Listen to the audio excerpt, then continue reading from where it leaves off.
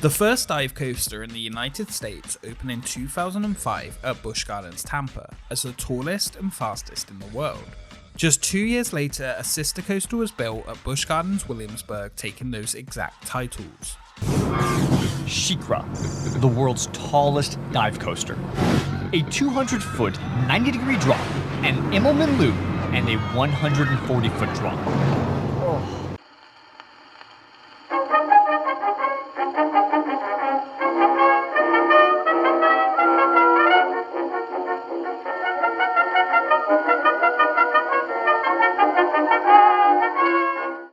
It's a jungle out there. We wait all day. At night, we play. We scratch, we bite.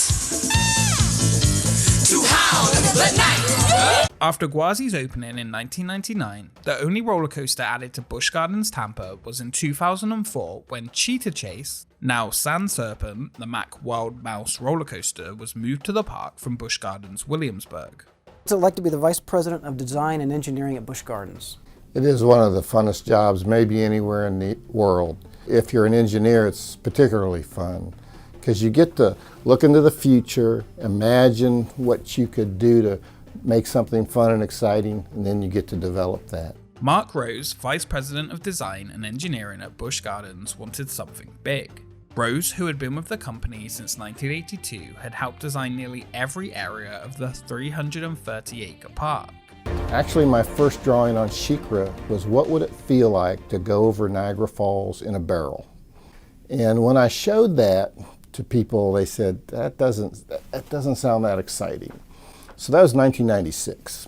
So I put those drawings away and I went on and worked on other things. These iterations of making things better, longer, more thrilling took 9 years. The only then dive coasters in the world were Oblivion at Alton Towers and Diving Machine G5 in Taiwan, both having nearly identical layouts consisting of one vertical drop and then a short return back to the station.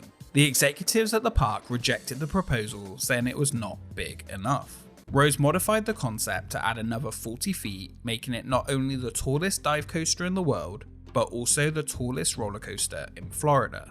The manufacturer for the ride would be Bolliger & Mabillard, with the company's 59th roller coaster, including 2 already at Busch Gardens with Kumba and Montu. The project would take 6 months to design in Switzerland before the track began to be formed in Cincinnati and shipped to Florida. The whole project would take nearly 4 years to complete, costing $13.5 million. It would be a roller coaster that would be hard to forget.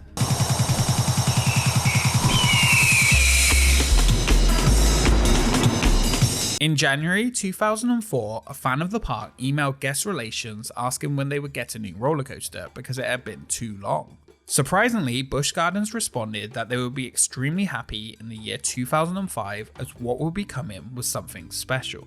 Shortly after, sections of the Serengeti Express track was removed to make space, and finally in April 2004, construction permits were discovered that confirmed a roller coaster, restaurant, and gift shop would be constructed.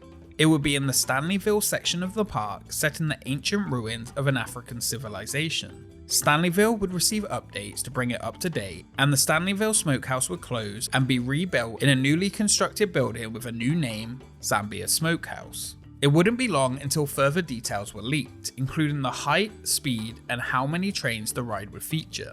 Fans speculated it could be the first dive machine that wouldn't be just a one-trick pony with the standard vertical drop element of the 2 others around the world.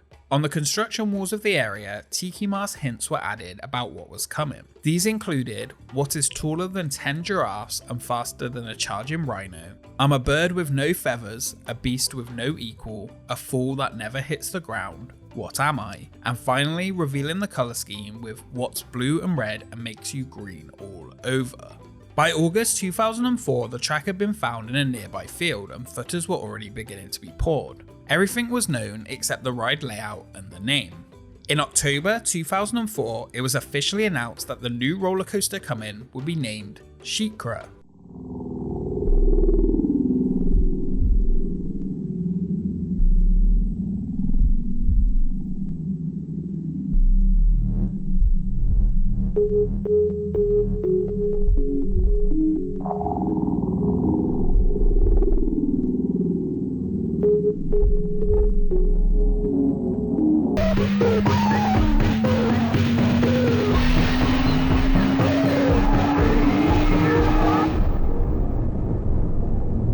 inspired by an African hawk named SheiKra, a blue and red bird that is known to dive straight down to the ground. SheiKra was going to climb 200 feet, drop straight down after a pause, this time actually at 90 degrees, and head for a huge Immelmann loop, which is an inversion named after World War I German pilot Max Immelmann as a flyer move that he had come up with. The ride was to also have a second drop at 135 feet through a tower and a tunnel, followed by a water splash. This dive coaster offered something new and got the attention of many.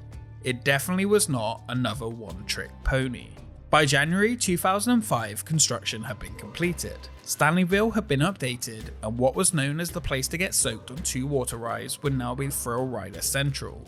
The train would be stopped at the top of the drop by a reverse chain mechanism holding you up there for up to 6 seconds. The first drop offers great airtime before sending you into that huge inversion. Disengage is called a drop chain dog. This stops you from going over the top of the lift before we want you to. So at this point, I'm right at the bluff. You're teetering on the edge. This drops into the chain, and you'll slowly come over the edge, and you've got that 3 or 4 seconds to look exactly what you're about to experience.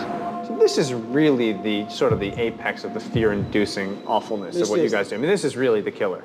At a certain point, it'll disengage this chain dog and allow you to free fall right down at 90 degrees.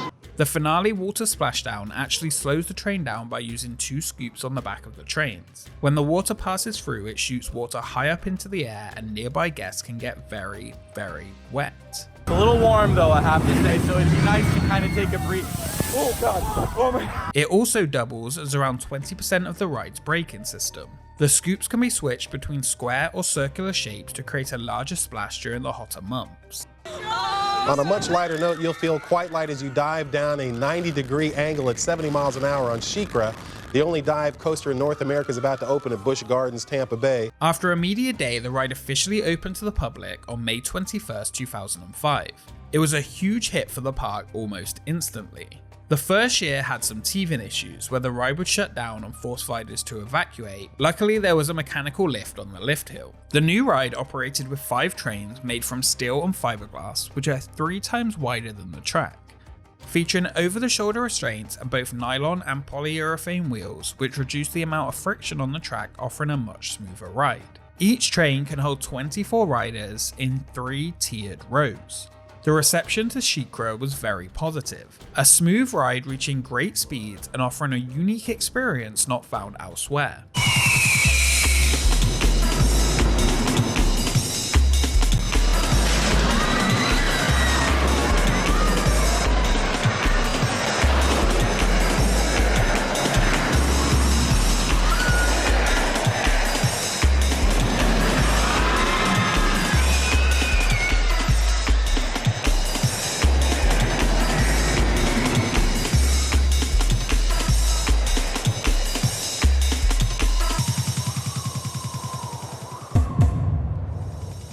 After the ride had been announced, Busch Gardens Tampa contracted B&M so that the layout of the roller coaster could not be copied for at least a few years. SheiKra's record of tallest and fastest dive coaster in the US wouldn't last long though, and it would be Busch Gardens Williamsburg who would take it. The story's legend, the heart of a lion, the soul of an eagle, a creature of fury and flight that dives through the... Hey! Wait, what's going on?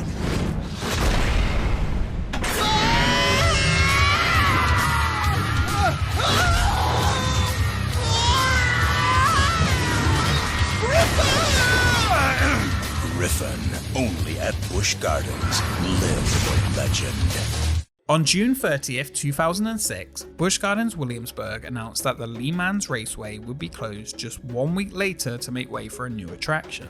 It was announced in August 2006 that a new roller coaster was coming, set amid a French village and named Griffon.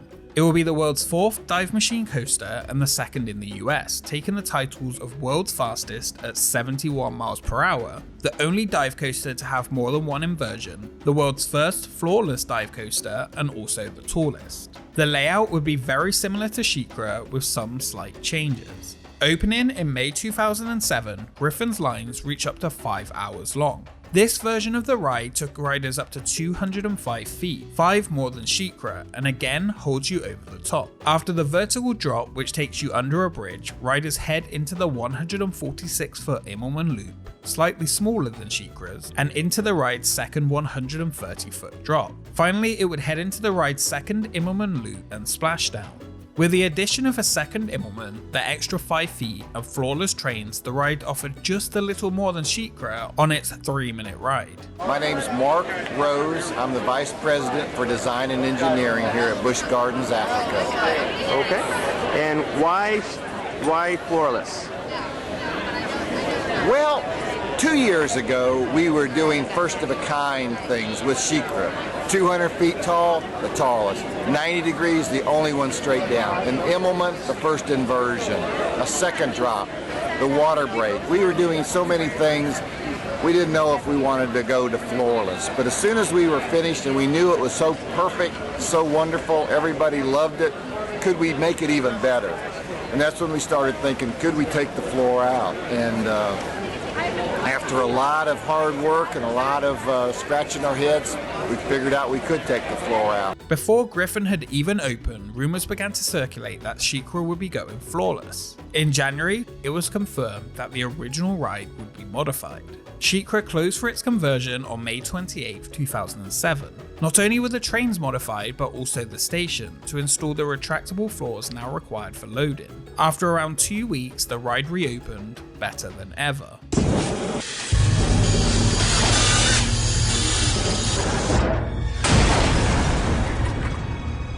What have we done? SheiKra is now Floorless. Can you stand it? While Griffon added an extra element to the successful SheiKra format, which is the better ride split fans down the middle. SheiKra for its theming and larger Immelman versus Griffon's taller drop and 2 smaller Immelmans. Spoiler alert, it's SheiKra. Over the years, many other dive coasters have opened around the world, including near clones of SheiKra in China. In North America, while the records have now been taken, with Valravn opening in 2016 at Cedar Point and Yukon Striker in 2019 at Canada's Wonderland, for me, neither better the experience of SheiKra. Whichever you prefer though, they all offer a thrilling experience and a smooth, enjoyable ride. While I do personally prefer SheiKra, each of them offer a unique and fun experience, and as a fan of every dive coaster I've been on, from Oblivion to Barron 1898, the looser restraints, airtime, and the stunning views, along with the fact I've been on SheiKra many times and Griffon only twice, put SheiKra as my #1 dive coaster. Perhaps even my #1 coaster at Busch Gardens Tampa. Well, at least until 2020 anyway.